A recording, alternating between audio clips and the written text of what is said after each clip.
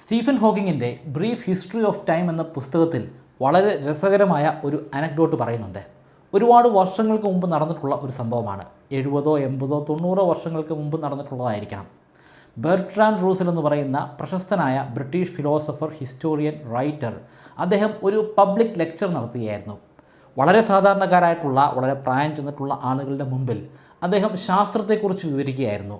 ഭൂമി എങ്ങനെയാണെന്നും ഭൂമി എങ്ങനെയാണ് സൂര്യന് ചുറ്റും കറങ്ങുന്നതെന്നും നമ്മുടെ സൗരയൂഥം എപ്രകാരമാണെന്നും ഒക്കെ അദ്ദേഹം വളരെ വിശദമായിട്ട് അവർക്ക് വിവരിച്ചു കൊടുത്തു.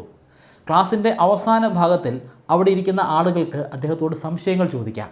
സംശയം ചോദിക്കാനായി ആ ലെക്ചർ ഹാളിൻ്റെ വളരെയധികം പിന്നിലിരുന്ന ഒരു പ്രായമേറിയ സ്ത്രീ എഴുന്നേറ്റു.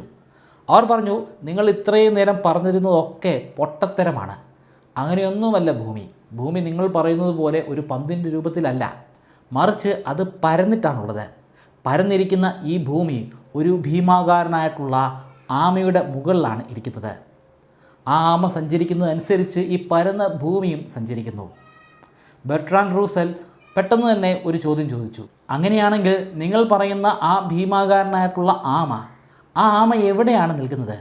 ഇതുവഴി നടന്നാണ് അത് മുന്നോട്ട് പോയിക്കൊണ്ടിരിക്കുന്നത്? പെട്ടെന്ന് ആ സ്ത്രീക്ക് ഉത്തരവൊന്നും പറയാൻ സാധിച്ചില്ല. കുറച്ചു നേരം അവർ എന്തൊക്കെയോ ആലോചിച്ച് നിന്നു. അതിനുശേഷം അവരുടെ മറുപടി ഇങ്ങനെയായിരുന്നു: നിങ്ങൾ പറയുന്നത് പൊട്ടത്തരമാണെങ്കിൽ പോലും നിങ്ങൾ അതിബുദ്ധിമാനായിട്ടുള്ള ഒരു പൊട്ടനാണ്. ആ ആമയുടെ അടിയിൽ അനേകം ആമകളുണ്ട്.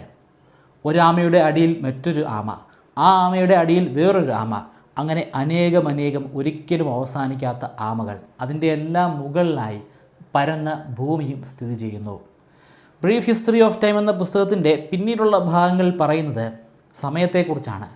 പ്രപഞ്ചത്തിൻ്റെ തുടക്കം പറയപ്പെടുന്ന ബിഗ് ബാങ്ങിനെ കുറിച്ചാണ്. ശരിക്കും പറഞ്ഞാൽ ബിഗ് ബാങ് പ്രപഞ്ചത്തിൻ്റെ തുടക്കമെന്ന് നമുക്ക് പറയാൻ സാധിക്കില്ല. നമ്മൾ ഈ കാണുന്ന ഈ രൂപത്തിലുള്ള പ്രപഞ്ചം ഈ രൂപത്തിലേക്ക് എങ്ങനെ മാറിയെന്ന് പറയുന്ന ഒരു തിയറിയാണ് big bang theory. Big bang തിയറിയുടെ ഏറ്റവും തുടക്കഘട്ടത്തിൽ പറയുന്നത് ഒരു സിംഗുലാരിറ്റി പോയിൻറ്റിനെ കുറിച്ചാണ്. ആ സിംഗുലാരിറ്റി പോയിൻ്റ്, അതിൻ്റെ ഡെൻസിറ്റി വളരെയധികം ഭീകരമാണ്. ഈ പ്രപഞ്ചത്തിൽ കാണുന്ന സകല പദാർത്ഥങ്ങളും സകല ഊർജവും വളരെ നേർത്ത വലിപ്പമുള്ള, പ്ലാങ്ക്സ് ലെങ്തിൻ്റെ അത്രയും മാത്രം ചെറിയ വലിപ്പമുള്ള ആ ചെറിയ ഭാഗത്ത് അടങ്ങിയിരിക്കുന്നു. അവിടെ നിന്നുണ്ടായ എക്സ്പാൻഷനെ തുടർന്ന്, അതിശക്തമായിട്ടുള്ള പ്രഷറിലും താപനിലയിലും ഉണ്ടായിട്ടുള്ള ആ എക്സ്പാൻഷനെ തുടർന്നാണ് പ്രപഞ്ചത്തിന് ഇന്ന് കാണുന്ന ഈ ഒരു രൂപം കിട്ടിയത്.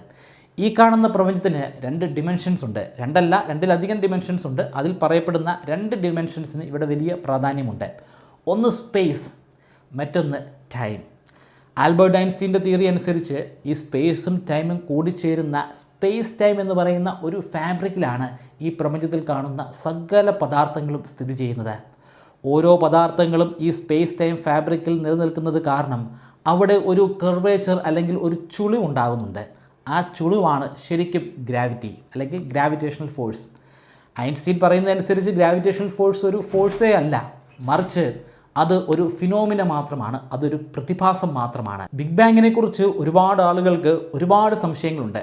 അക്കൂട്ടത്തിൽ തന്നെ ഏറ്റവും പ്രധാനപ്പെട്ട ഒരു സംശയം, ബിഗ് ബാങ്ങിന് മുൻപ് എന്തായിരുന്നു? ഈ സിംഗുലാരിറ്റി പോയിൻ്റ് എന്ന് പറയുന്ന ആ പോയിൻ്റ്, അത് ശരിക്കും നിൽക്കാൻ, അതിന് നിലനിൽക്കാൻ ഒരു ബാക്ക്ഗ്രൗണ്ട് ആവശ്യമല്ലേ, അല്ലെങ്കിൽ ഒരു സ്പേസ് അത്യാവശ്യമല്ലേ?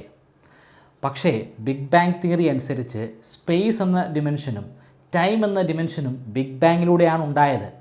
അതിനു മുൻപ് ടൈമും ഉണ്ടായിരുന്നില്ല, സ്പേസും ഉണ്ടായിരുന്നില്ല. അതുകൊണ്ട് തന്നെ അത് എവിടെ നിൽക്കുന്നു, അത് ഏത് ബാക്ക്ഗ്രൗണ്ടിൽ നിൽക്കുന്നു, അല്ലെങ്കിൽ അതിന് മുൻപ് എന്ത് എന്നതിന് നമുക്കൊരു ഉത്തരം പറയാൻ സാധിക്കില്ല. കാരണം ടൈമുമില്ല, സ്പേസുമില്ല. പക്ഷേ സ്റ്റിൽ അവിടെ ഒരു സിംഗുലാരിറ്റി പോയിൻ്റ് ഉണ്ടല്ലോ. സിംഗുലാരിറ്റി പോയിൻ്റ്, ആ പോയിൻറ്റിനെ നമുക്ക് അഡ്രസ്സ് ചെയ്യാനായിട്ട് സാധിക്കണം. അതെന്താണെന്ന് നമുക്ക് പറയാൻ സാധിക്കണം. അതിൻ്റെ ഉള്ളിൽ എന്തായിരുന്നു നടന്നതെന്ന് നമുക്ക് പറയാൻ സാധിക്കണം. ടൈം എന്ന ഡിമെൻഷനും അതുപോലെ സ്പേസ് എന്ന ഡിമെൻഷനും അതിന് ശേഷമാണ് ഉണ്ടായതെന്ന് പറഞ്ഞു. പക്ഷേ ആ സിംഗുലാരിറ്റി പോയിൻറ്റിൽ വേറെയും ഒരുപാട് ഡിമെൻഷൻസ് ഉണ്ടായിരിക്കാം. ആ ഡിമെൻഷൻസിനെ കുറിച്ചൊന്നും നമുക്ക് മനസ്സിലാക്കാൻ സാധിക്കുന്നില്ല. ശാസ്ത്രം ഇവിടെ ഉത്തരം മുട്ടി നിൽക്കുകയാണ്. ശാസ്ത്രത്തിന് നിലവിൽ അതിൻ്റെ ഉത്തരം നമ്മളോട് പറഞ്ഞു തരാൻ സാധിക്കുന്നില്ല. വ്യത്യസ്തമായിട്ടുള്ള ഒരുപാട് പഠനങ്ങൾ നടക്കുന്നുണ്ട്. എന്തുകൊണ്ടാണ് ഇവിടെ നമുക്ക് ഉത്തരം പറയാൻ സാധിക്കാതെ പോകുന്നത്? അതിൻ്റെ പ്രധാനപ്പെട്ട വെല്ലുവിളി എന്ന് പറയുന്നത് ജനറൽ റിലേറ്റിവിറ്റി തിയറിയും ക്വാണ്ടം തിയറിയും പരസ്പരം ഒന്നിപ്പിക്കാൻ സാധിക്കുന്നില്ല എന്നുള്ളതാണ്. പ്രപഞ്ചമെന്ന് പറയുന്ന ഈ ഭീമാകാരമായിട്ടുള്ള ഈ ഒരു കോസ്മോസ്, അത് പൂർണ്ണമായിട്ടും ജനറൽ റിലേറ്റിവിറ്റി തിയറിയുമായി ബന്ധപ്പെട്ടിട്ടുള്ളതാണ്. അതിനെ അഡ്രസ്സ് ചെയ്യുന്നതാണ് ജനറൽ റിലേറ്റിവിറ്റി തിയറി.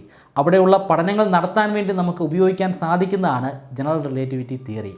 എന്നാൽ ആ പദാർത്ഥങ്ങളൊക്കെ അല്ലെങ്കിൽ ആ പദാർത്ഥങ്ങളിലൊക്കെ അടങ്ങിയിരിക്കുന്ന ആറ്റംസ്, ആ ആറ്റംസിൻ്റെയും ഉള്ളിൽ അടങ്ങിയിരിക്കുന്ന സബാറ്റോമിക് പാർട്ടിക്കിൾസ്, ഈ സബാറ്റോമിക് പാർട്ടിക്കിൾസിനെ കുറിച്ച് പഠിക്കണമെങ്കിൽ അവിടെ നമുക്ക് ജനറൽ റിലേറ്റിവിറ്റി തിയറി അപ്ലൈ ചെയ്തിട്ട് കാര്യമില്ല. അവിടെ പ്രവർത്തിക്കുന്നത് ക്വാണ്ടം ഫിസിക്സ് ആണ്, അല്ലെങ്കിൽ ക്വാണ്ടം മെക്കാനിക്സ് ആണ്. പ്രപഞ്ചത്തെ ലാർജ് സ്കെയിലിൽ പഠിക്കാൻ ഉപയോഗിക്കുന്നത് ജനറൽ റിലേറ്റിവിറ്റി തിയറി. അതിൻ്റെ ഏറ്റവും ചെറിയ, അതിൻ്റെ വളരെ വളരെ സബാറ്റോമിക് ആയിട്ടുള്ള പാർട്ടിക്കിൾസിനെ കുറിച്ച് പഠിക്കുന്നത് ക്വാണ്ടം ഫിസിക്സ്. ഇത്രയും വലിപ്പമേറിയിട്ടുള്ള പ്രപഞ്ചം സബാറ്റോമിക് പാർട്ടിക്കിൾസിനേക്കാൾ വളരെ വളരെ ചെറിയൊരു ഭാഗത്തേക്ക് ചുരുങ്ങുമ്പോൾ തീർച്ചയായിട്ടും അവിടെ ഒരേ സമയം നമുക്ക് ജനറൽ റിലേറ്റിവിറ്റി തിയറിയും ക്വാണ്ടം ഫിസിക്സും അപ്ലൈ ചെയ്യണം. പക്ഷേ ഇതുവരെയായിട്ടും നമുക്ക് ഇത് രണ്ടും ഒന്നിപ്പിക്കാൻ സാധിച്ചിട്ടില്ല. ഒന്നിപ്പിച്ച് തിയറി ഓഫ് എവരിത്തിങ് അല്ലെങ്കിൽ ഒരു യൂണിഫൈഡ് തിയറി ഉണ്ടാക്കിയെടുക്കാൻ ശാസ്ത്രത്തെ കൊണ്ട് സാധിച്ചിട്ടില്ല. അതൊരിക്കലും സാധിക്കില്ലെന്നല്ല, അത് സാധിക്കും. അത് സാധിക്കുമ്പോൾ നമ്മൾ ഇന്നേ വരെ കണ്ടെത്തിയിട്ടുള്ള തിയറികൾ വെച്ച് ഏറ്റവും ഇമ്പോർട്ടൻ്റ് ആയിട്ടുള്ള, ഏറ്റവും പ്രാധാന്യം അർഹിക്കുന്ന തിയറിയായി ആ യൂണിഫൈഡ് തിയറി മാറും. ഈ യൂണിഫൈഡ് തിയറിക്ക് വേണ്ടി ഒരു ശാസ്ത്രശാഖ തന്നെ ഉണ്ടായിട്ടുണ്ട്, സ്ട്രിംഗ് തിയറി. അനേകം ഡൈമെൻഷനുകളെ കുറിച്ച് പഠിക്കുന്നു. പക്ഷേ അതൊക്കെ ഇപ്പോഴും വെറും ഹൈപ്പത്തറ്റിക്കൽ തിയറീസ് ആയിട്ട് മാത്രമാണ് നിലനിൽക്കുന്നത്. മാത്തമെറ്റിക്കലി അതിനെ അഡ്രസ്സ് ചെയ്യാൻ ശ്രമിക്കുന്നുണ്ട്, പക്ഷേ അതിൻ്റെ ഉത്തരത്തിലേക്ക് ഇപ്പോഴും നമുക്ക് എത്തിച്ചേരാൻ സാധിക്കുന്നില്ല. ബിഗ് ബാങ്ങുമായി ബന്ധപ്പെട്ടിട്ടുള്ള എൻ്റെ വീഡിയോസിൻ്റെ അടിയിൽ കോമൺ ആയിട്ട് വരുന്ന ഒരു കമൻ്റ് ഉണ്ട്, ബിഗ് ബാങ് തെറ്റാണ്. ബിഗ് ബാങ് ശരിയാണെങ്കിൽ ആ സിംഗുലാരിറ്റി പോയിൻ്റ് എവിടെയാണെന്ന് നമുക്ക് പറയാൻ സാധിക്കണം. അതിനു മുൻപ് എന്താണ് സംഭവിച്ചതെന്ന് നമുക്ക് പറയാൻ സാധിക്കണം. അത് ശാസ്ത്രത്തിന് പറയാൻ സാധിക്കാത്തിടത്തോളം കാലം ഇത് തെറ്റായിട്ട് തന്നെ തുടരുന്നതാണ്.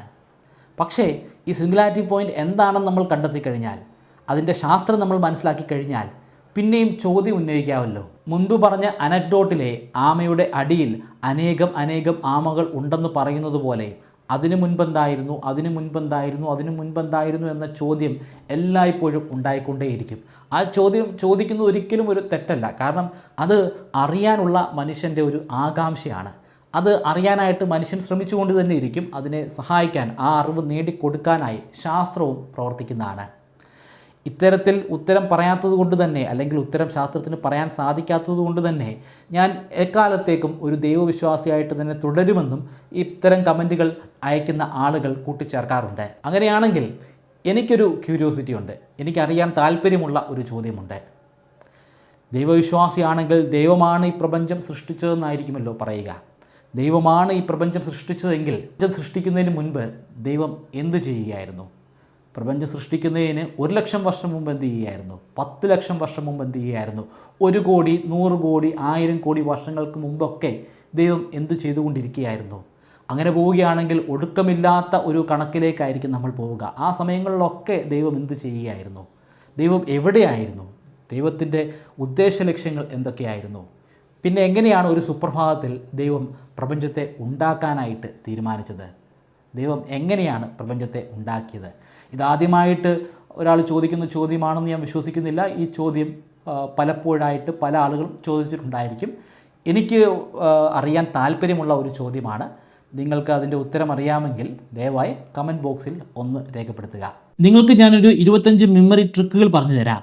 ആ ട്രിക്കുകൾ ഉപയോഗിച്ച് എത്ര കടുകട്ടിയായിട്ടുള്ള വിഷയങ്ങളും വളരെ ഈസി ആയിട്ട് നിങ്ങൾക്ക് പഠിക്കാനും ദീർഘനാളത്തേക്ക് നിങ്ങളുടെ ഓർമ്മശക്തിയിൽ സൂക്ഷിച്ചു വെക്കാനും സാധിക്കുന്നതാണ്. ഈ 25 മെമ്മറി ട്രിക്കുകൾ ബ്രൈറ്റ് കേരളൈറ്റിൻ്റെ വെബ്സൈറ്റിലും മൊബൈൽ ആപ്ലിക്കേഷനിലും ഇപ്പോൾ ഒരു കോഴ്സിൻ്റെ രൂപത്തിൽ പബ്ലിഷ് ചെയ്തിട്ടുണ്ട്. 3000 രൂപയാണ് കോഴ്സിൻ്റെ ഫീ. എന്നാൽ നിങ്ങൾ ഇപ്പോൾ രജിസ്റ്റർ ചെയ്യുകയാണെങ്കിൽ 20% ഡിസ്കൗണ്ട് ലഭിക്കുന്നതാണ്. അതിനുവേണ്ടി സ്ക്രീനിൽ കാണുന്നത് പോലെ MBK20 എന്ന പ്രൊമോ കോഡ് ഉപയോഗിക്കുക. ഡിസ്ക്രിപ്ഷനിലും ഫസ്റ്റ് കമൻറ്റിലും ഞാൻ ലിങ്ക് കൊടുക്കുന്നുണ്ട്. താല്പര്യമുള്ളവർ ഇപ്പോൾ തന്നെ ഒന്ന് ചെക്കൗട്ട് ചെയ്യുക.